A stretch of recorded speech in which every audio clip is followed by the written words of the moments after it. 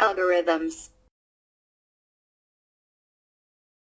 What is an algorithm?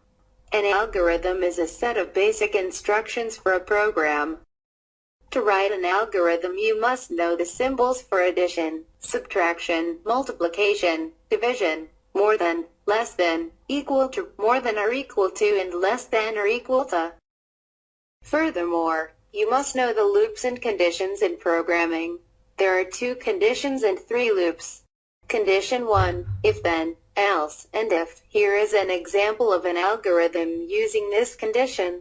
Input variable, called number. If number is greater than 0, then display positive, else, display negative, and if.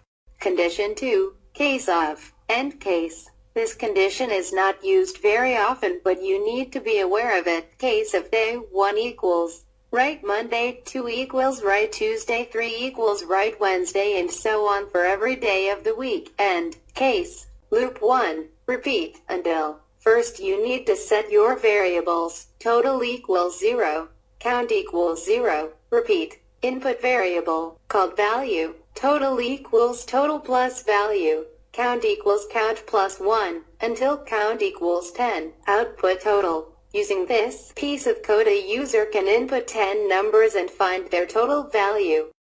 Loop 2, while, do, and while. This loop is similar to loop 1, but it works in a different way. Total equals 0. Count equals 0. While count is less than or equal to 10. Input value. Total equals total plus value. Count equals count plus 1, and while. Loop 3, 4, 2. Next. In this loop, the counter is automatically increased each time the loop is performed. For count equals 1 to 10. Input a variable called number. Total equals total plus number. Next count. Now that you know all the symbols, conditions, and loops, try to write an algorithm where the teacher inputs a student's score. If the score is above 50, then the student passes. Outputs whether the student passed or failed. Remember to always set your variables first. Thank you for watching.